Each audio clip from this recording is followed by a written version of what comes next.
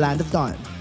Nagbabalik ang Louie Pig mula sa Super Family. Ang katanungan na lang, mapipigilan ba ng Cavalry o magtutuloy-tuloy ang sweep Welcome to mula sa Mobile Fnatic Legends. Onyx Philippines. Ladies and gentlemen, welcome sa the game number 2. Kami pa rin yung mga kasama, Burrito, Ate mo Chantel. Eto na naman yung mga diversion. Oo nga eh, parang inililiko lang ang atensyon. Divert the attention and surprise them.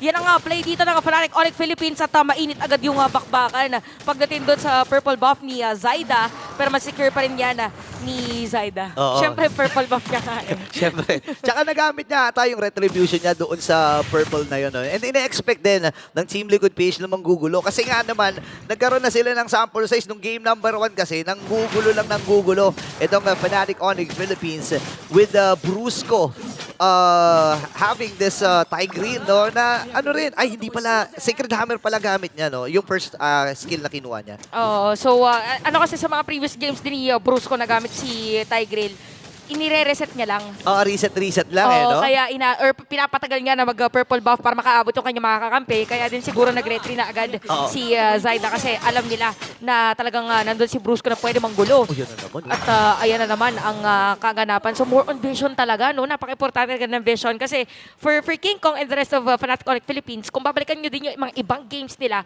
sobrang bilis na nagle-level 15 ni King Kong. So parang ganun yata yung gusto niyang gawin na talagang farm lang ng farm, pa pwede makakuha ng kill, G, tapos basta mauna doon sa kabilang jungler. Lalo na ang hero niya dito ay isang Roger. Alam naman natin yung early game kapag nakuha ng isang Roger ay napakahirap talagang pigilan yan. Di ba? So, para sa akin, sa unang lord ng laban, turtle rather, ng ating game, may malaking kalamangan ang Fnatic Onyx Philippines. Dahil nga naman sa mga dispersion rotation, yung duality na control from a Fnatic Onyx, pero crucial ang unang hagis na ibibitaw ni JP dito sa kanilang kupunan. Ito na si Sipa. And first blood.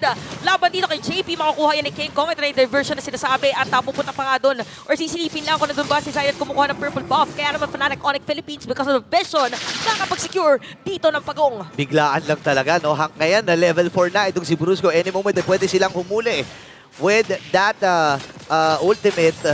At ngayon si Kirk na ang hawak ng Joe, no? Napag-uusapan to kanina doon sa ating panel, pero mamaya na yan. Implosion at ihahatid pa nga. Mag-flick out din si JB pero hindi na makakatakas pa. Lahat na ng mga crowd control na pwede ipitik ay naibigay ng Fnatic Onyx Philippines kanina laban sa kanya. Wala nang galawan talaga eh. Ito yung komposisyon na ikinala naman ngayon ng Fnatic Onyx Philippines habang ang Team Liquid PH na merong link. Alam naman natin na kapag may link ka, kailangan mo pa ng at least 2 items no, para talagang sumakit at humapde.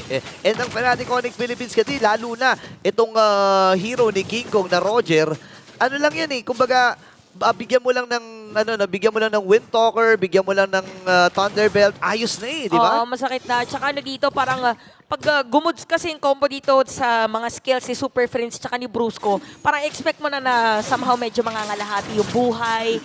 Anytime ay pwedeng makasecure ng kill. So kahit silang tatlo lang yung mag-rotate, ay magiging madali na para sa kanila. So abangan natin kung paano din magiging laban at kontribusyon ng ating mga EXP lane later on kasi magmamatter talaga yan eh. Parang sino ba ang magka-crowd control, sino ba ang magiging target.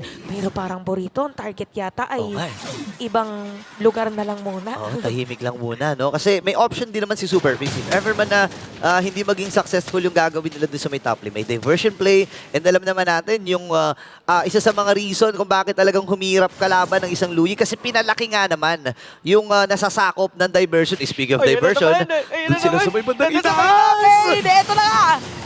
Napuntahan si Benny Cutie! Hindi na ako nakalunok ng moment na yun! Pero napatay siya na siya ni King Kong. Tapos sa blades para ma-clear yung minion wave. And kakasabi mo pa lang, Burrito, ginawa na nila agad. Yun nga eh, hindi pa nga nakapag-ready si Chantel sa lunok niya yun, nagagawin eh. Pero ngayon, ang Fnatic Onyx Philippines, ready, 2.3K ang kanilang hawak dito. At ang Team Liquid ngayon ay pupunta na doon sa ikalawang pagong ng laban habang si Brusco ay hahanapin na kung sino ba ang magiging next sa target niya nagkukumpulan na rin ang kupunan ng Team Liquid. Ang Cavalry ay nagsasama-sama na. 5K ang buhay ng third na sino kaya makakauna? Si Sanford ay meron set up play doon at merong ejector na gagamitin pero TLPH pa rin makakakuha dito ng pagong. Habol sila. Itutuloy pa rin ba nila? Yan malalaman natin pero aalis sila dahil meron paghigop. King Kong medyo aray! At talagang aray! Dahil nakuha ni Sanford for si Kendra, meron na mag-criticals. And 1-for-1 trade para dito sa ating laban. Sino ba talaga lumabang? Sino nga ba talaga lumabang? Si Kendra, pero si Ipa doon at mahihigop pa nga.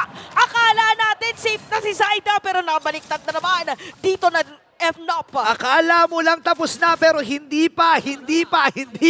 Fanatic Onyx Philippines. Grabe ang aksyon na kanilang ipinapamalas dito with Super Prince gamit ang kanyang Luyi. Pero mamaya natin mag-usapan kasi si Bruce ay tutupanin nila. Pero parang kapalit yata yung Tori doon sa may gitna. So parang napaganda pa rin dito na Fanatic Onyx Philippines. Pero kung ikaw yung TLPH, yung mga ganong kill pa isa-isa, okay na yun for them kasi ang gusto nila dito is somehow mapaliit yung kalaban kanilang kalaban. But looking at Fanatic Onyx Philippines, parang Torre talaga muna. Lahat ng mga pwedeng kuhanin, kinukuha. Oo nga eh. Yun naman yung maganda na ginagawa ng Fanatic Onyx Philippines. No? Kapag may opportunity, kuha ka agad sila ng kuha. Ito na naman yung diversion play. Oo. Magkasama si Brusco at si Prince, ha? Oo nga eh, parang, pero may kasama na ngayon si Benny Cutie. So si JB ay Nakita. nandun na rin. Oh my Tatamaan God. doon ng mga vacuum, merong shield, pero buhay pa rin. Pero masisira yan. ng Fanatic Onyx Philippines yung Torre doon sa may top lane. Ayun na lang. Buti na lang, wala pang diversion play itong si Super Prince. Kasi alam naman natin, kapag nagko-cooldown niya, nangangati din yung daliri niyan eh. Kapag meron siyang diversion, ngayon magkasama na naman si Brusco, hindi rin biro yung damage ng ni Super Prince dito. Lalo naka-warcray siya. No? Oo, Yung ilan sa atin, alam na physical damage, hindi. Bilang din yung skills dyan. Yes. Kada tatlong tama ng skills, Oo. merong additional Ay. damage. Kanina wala pa yung ultimate Op! Oh, okay. So, hindi itutuloy dito ng Fanatic Onyx Philippines dahil din meron naman ng turtle na pwedeng simulan para dito sa ating dalawang kupunan. So, 7 minutes para sa ating laban. Mabilis na makakaposisyon dito mga players at pwede yata magkaroon ng 5v5. Okay. Kasi malapit lang din si Kirk doon sa team fight. Ay, may flicker din si Brusco dito. Any moment ay pwede siyang humuli. Ayan na kayong huling sinasabi ko! Implosion na naman at second tower para maihatid yung mga players dito ng TLPH. Mapapalayo pa doon Diba? si JP at mamatay na nga si Zaida. Medyo aray lang din ang moment na yun. Pero si Kirk makakapag-flicker out. Napasok pa. Ang kate! Ginamit dito ni Sanford yung flicker para makasecure ng kill. Kingdom! Bang! Si Sanford ay mapatay pero Benny Cutie naka-double kill rin. Meron na ng mga diversion. Sinong bubulaga? Di ba sa sila dito, ha? Medyo naiinit na bulaga. Nag-antay na bulaga. Aray! Ikalawang bulaga yata. Pero mabubuhay dito si Sanji. Pero look at that. All over the place. Ang Fanatic Onyx Philippines. Nakakagulat talaga na pagpapamalas ng galing mula sa Fanatic Onyx Philippines. And Team Liquid PH, hindi na nila alam kung saan nanggagaling. Kung saan damo manggagaling dito ang Fanatic Onyx Philippines. Dahil nga sa sobrang ganda ng mga diversion na ipinapamalas at binibitaw ni Super Prince Grabe. dito sa laban na ito. And si Kirk ay nakasilip din. Pwede niyang habulin si Syla dito at mapipigilan ng pagbasag na Torre sa itaas. Oo, grabe dito yung defense din ng Fanatic Onyx Philippines kasi lahat ng mga minion wave as much as possible. Regardless kung lamang sila or kailangan nilang mag-5-man setup play at talagang they make sure na nakiklear nila yung minion wave. Ngayon naman for TLPH, nakikita na natin na meron ng damage si Benny Cutie. Naka-double kill siya kanina. So more on, let's say, ayun na naman. Ayun na naman. Ilan ba ang cooldown? Wait, Conceal, pero ito, conceal. na-conceal, nararamdaman kaya ni Sanford na mayroong mga players doon. Hindi na Nakatunog. itutuloy. Hindi. Nakatunog. Nakatunog sila dito. Again, Team Liquid PH, kailangan nila magkalat-kalat. Dahil nga naman, kumbaga yung ganyang formation na ginagawa nila, added protection yan para sa kanila. Kasi kailangan mong malaman kung saan tutubo yung diversion. Pero may sipang gagawin! Okay, si Kirk medyo mapalalim doon, masastun pa nga. Lalim! Kaya naman, si Sanji makakakuha ng kill yan. So, napakaganda yan para sa TLPH. Oo nga. Dahil merong Lord. Okay, mababa rin naman yung death timer, no? Kung, kumbaga, ang gagawin lang ng Fanatic Onyx dito, i-delay lang nila yung... Hold, no? Hold lang nila yung Lord. Flow lang muna ng mga minion waves dito. And lalo na dyan sa gitna, kasi ayan yung fast lane na tinatawag natin. Dahil nga naman dyan, mas mabilis dumaan yung mga minions, no? So ngayon, Team Liquid, ang binibigay nila doon sa malayong lane, walang iba kundi si Zaida, At merong purple buff to so pwedeng makipagsabayan ang Team Liquid against Fnatic. Take note guys, na si Super Friends ay meron na ng mga now you see me, now you don't Ayan skin na naman. na pwedeng gamitin dito against TLPH. Kaya din siguro hindi masyado nag-a-advance yung mga players ng TLPH. Kasi if ever man na malaman kung nasaan sila, pwedeng bigla na lang na manggulat again with that ultimate. So grabe, napaka-intense Okay. nung nangyayari dito sa ating laban. Naka-flow yung gitna. Alam nila na may nag-react. And pwedeng go signal ito para sa Fnatic Onyx Philippines. Half-felt para sa buhay ng Lord. Ilalayo lang muna nila. Si Sanford ay susugod na. Sabay reset. Sabay reset ang Sonics. Pinapareveal lang yata kung saan nga ba talaga ang mga players doon. So ginamit. So parang pang-bait. Pang-bait Okay. ngayon yung diversion para Wala na. lang makita talaga kung nasa mga players. Pero higo pa against Ay. si Sanford. Pero TLPH ang makakakuha ng Lord. Pero si JP ang kukuha ng mga damage dito ng side ng Fnatic Onyx Philippines. So -1. -1 ngayon ng TLPH. Pero okay lang daw kasi magsuspawn yung Lord sa baba. Sayang nakita na ni Dali James hindi lang niya talaga nahagis dahil sa bilis ng reflexes dito ng Fnatic Onyx Philippines. Ngayon naman yung Lord ay nasa ibaba, pwedeng salubungin ito ng mga Sonics. And ito na nga si Kirk, no, nakasilip din lang kasi alam nila na pwedeng samahan ito ng Team Liquid. Oo, parang bibitawan na lang din dahil mukhang alam din dito ng TLPH na sasalubungin na nga ng Fnatic Onyx Philippines yung Lord. So madedepensahan at hindi pa rin masisira yung torre dito sa may bottom lane. At sinong dadating? Sino? Walang dadating. Oo. Walang pinadala doon ang Fnatic Onyx Philippines. Ready sila dumepensa, harapan sa harapan. Available ba yung flicker? Hindi, walang flicker si JP dito. Magandang Pero pwesto pwede niya. siya mag-ejector dito Ayan na nga. Okay. Grabe yung shoot po. Oo, nakashoot po nila si Kirk. Naamoy niya rin na merong robot doon sa area na yon. So makakasecure pa rin si King Kong na kanyang purple buff. At nag-aabang siguro dito din yung TLPH kung sino nga ba talagang pwedeng set up ng play. At ang ganda ng positioning nila, no? Talagang as much as possible, merong isa na nakahiwalay. Probably because for Sanji, magamit niya yung Dominator's Descent na masusure siya. Oo. Di ba? Tsaka tsaka may kita mo na wala talaga nagpapakita sa mapa, no? Oo. Kasi again, isa sa mga golden rule 'yan kapag umaabot na tayo ng 12-minute mark, huwag kang Same. magpakita sa mapa. Ang magpapakita lang yung may mga kayang makatakas. For example, si Sanji, nilalabag lang niya yung kanyang mga spawn, 'di ba? Yung mga Nightmaric spawn niya at pwede ngang gamitin 'yan pang check ng bush. Actually, pati yung mga yung mga seashells by the seashore, pwede niyang ipang-check yan 'di ba? Pwede niya nang isa later on, yung mga hive clones. Oo, yun, Kasi yun. yung hive clones din ay pang slow para medyo mas slow Oo nga. yung kalaban. Yun nga. Pagtatry siyang habulin. Pati yung, meron kasi iba na parang hindi masyado nagagamit yung hive clones or hindi na napapansin yung hive clones. Pero matapakan mo lang yung 3-2. Ano na siya, Bagay parang yan sobrang na-disrupt na yung supposedly gusto mong gawin in mind. Oo, kaya nga nilalagay niya dun sa may mga damuhan. Kunyari, dun sa left mid bush, right mid bush. Para nga naman, kasi normally doon nang gagaling, yung mga ganks. Kapag ka nag-conceal, matapakan mo yon, edi alam na kagad at madidisrupt na nga kagad yung plano ng inyong kupunan. Ngayon, Ito na. 28 seconds para sa next na Lord. Dito talaga magkakaalaman at dito magkakaharapan. At ang sunod na Grand Eyeball ay doon na nga rin talaga. At kailangan na mag-flow ng Fnatic Onyx ng mga minions para lamang sila. Oo, parang ang pinaka-inaabangan ko dito kung lalabanan ba head-to-head dito ng TLPH pagdating sa Lord or aantayin muna nila mag-diversion play si Super. Parang mahirap din na antayin mag-diversion. What if hindi mag-diversion, no? Oo nga. Actually, yung kanina, yung unang Lord, inantay lang talaga nila magamit yung diversion. Then after nun, ginawin That's nila it. kagad yung Lord. Oo. And ang mahirap kasi sa Team Liquid PH, hindi naman, yung lineup nila, hindi naman talaga nagsisimula ng Lord yan. Kasi nakalingka eh. Oo. Mag-aantay ka lang ng possible scenario na makakalamang kayo sa teamfight. Kasi ang lakas ng steel power ng isang ling di ba? Oo, parang Tempest of Blades lang, tapos magugulat ka na, yung pinaghirapan mo napunta na sa iba Oo. sa mga ganong moment. So, medyo titignan natin kung bait ba to na pagsisimula sa Lord or ipipilit na tapusin ng Fnatic Onyx 15K. Philippines. May konting movement Okay. para sa TLPH. Si 12K. Kirk at saka si JP, nandito. May higop si JP.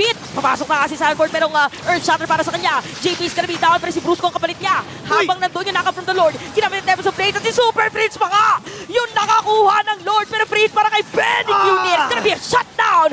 Laban dito kay Kelra. Parang pwede pang ituloy. Magda-diversion sila at bibit-bitin niya si King Kong dahil alam niya na delikado delikado sila ngayon. Okay, naiatras si King Kong, Buhay at si Super Friends. Ngayon, mag-flow na lang ng Minions dito, Team Liquid PH. Ang ganda ng naging initiation. Nakuha man ng Fnatic Onyx Philippines ang Lord, pero hindi nila ito magamit on its maximum potential dahil nga kaya-kaya ng tunawin ni Benny yan. Oo, nararamdaman na natin ngayon yung sakit ng lineup ng TLPH. Napakagandang pagpasok kanina from Sanford. At masisira na nga yung torre dito sa gitna.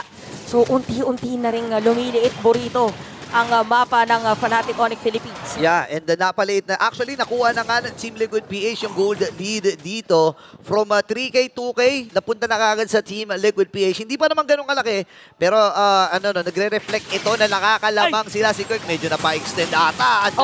Andyan na naman yung burns mula kay Benny! At binit-bit na nga, medyo masastart pa doon. So, ginamit na yung diversion para mapauwi na. Sabi niya, dito ka na. Niligtas. Mag-reset. Reset tayo, reset. Oo. Kung naririnig na natin yung comms nila ngayon, reset. Pre, back. Kasi kailangan palagi kapag nagko-call ka, tatlo. Back. Reset. Ganun talaga yun. Ganun ba yun? Oo, ganun yun. Sino, di ba? so Comment nyo dyan. Sino nagko-call ng ganyan? So kung kanina, kung pumasok si Kirk, tapos di ba sabi mo na sobra, gumamit ng Shunpo. So sinabi ng TLPH, nagdash na yan. Oo, tatlo talaga yun. O, sige, comment nyo nga dyan. Sino nagko-call ng dalawa lang yung call? O, dash na yan. Dapat tatlo palagi. Yun yung minimum eh. Oo, kailangan pala minimum of 3 para maging effective yung play. Tama. Pero effective din ha, ang ginagawa ng Team Liquid PH dito. Imagine nyo, 500 lang yan kanina. Ngayon, 1-5 na. At 1 minuto pa naman ang aantayin na magkabilang kupunan na to para doon sa next na Lord. At actually, kung pagkaganto, -1 lang eh. Ang magiging call ng Fnatic Onyx at Team Liquid PH dito. Hero lang, -1 lang, okay na yun. Ngayon na sinabi mo yan, dahil may bago kang impormasyon na sinabi, ano kaya ang magandang hero na targetin dito kung ikaw yung Fnatic Onyx Philippines tsaka TLPH? Kasi yung dalawa dito may Purify, si Sanji at si Benny Cutie. Pero kung papipiliin, Benny or Sanji lang talaga ang pwede nilang kunin dito. Pero ang pinaka-option nila, kasi laging haharap si JP, and with the kits na meron ng Fnatic Onyx Philippines, kaya na nilang tunawin even itong si JP. Remember, hindi ito talaga yung tank na sobrang kunat, no? May fighter to eh. No, may damage to. Pero may plano ata sila dito. Ba't 5 sila magkakasama? Oo nga eh. Parang ganito yung ginagawa ng battle trips pag pumupunta sila sa Sama-sama, MPL. no? Okay, eto na. Alam nila, Eto na, nag-spawn na si Kirk ang una nakita. Pag meron lang, nakita. napakita face check. Nakita. Kaya nag-conceal. Grabe. Ano lang, road trip. Road trip lang muna. Grabe no, isipin mo naman kasi Burrito, 17 minutes nung laban natin, 10-10 pa lang yung score. Diba? So talagang maingat at nirarush na nga talaga! Papupunta dito kay King Kong, yung Lord, habang si JP meron naman bit-bit. Parang di ba na gusto na side ng TLPH. Ginamit na rin dito yung second hammer pero napakalayo dahil naharangan ni Sanji. Kaya dominates Crescent. Bruce was gonna be down. At isa lang ang patay. Sa side ng Fnatic Onyx Philippines, kamuntikan na rin si Kenlo pero makakatakas pa rin. Grabe, sobrang clutch ang ginawa ng Fnatic Onyx Philippines doon. Hindi in-expect ng Team Liquid PH. I-burst ng mabilis yun kasi nakita nga nila si Side sa baba. So naging call na kagad yun. Okay, walang retry holder. I-burst kagad natin ng mabilis. Pumasok din si JP para lang mapigilan. Pero hindi nila mapipigilan yung nagwawalang Roger. Grabing mang psych dito yung side ng Fnatic Onyx Philippines. At dito sa may middle lane, dinepensahan pa rin. At tinatry ng Fnatic na masabayan yung kanilang Lord. Sisibain na nga dito si JB, pero napakasakit na dito! Nag-damage sa TLPH! Meron namang immortality! At gagamitin na nga dito yung Dominator's Crescent. Ay, hindi! Yung diversion pala! Ito na naman si Keiko yung damage niya! Double kill na para sa kanya, pero meron Wintercon! Ay, hindi pala Wintercon! Weak chant! Para dito kay Benny Cutie, pero makakapag-free pa rin dito si Kenra! At patay na rin si Zaida! That's gonna be a double kill para sa Gold Standard! 4-man down! 4 pa ang natitira para sa Super Family. Nalalapit na ang pagtatapos. Si Sanji na lang ang natitira. Brusco at ang buong kumunan ng Fnatic Onyx ay ready na kumatok. Wala ding ultimate dito si Sanji. Kaya naman unti-unti na nag-free hit. At ang dinastiya ng TLPH ay muling pabawagsakin ng Fnatic Onyx Philippines. What a game! Wow! Look at the celebration, ladies and gentlemen. Fnatic Onyx Philippines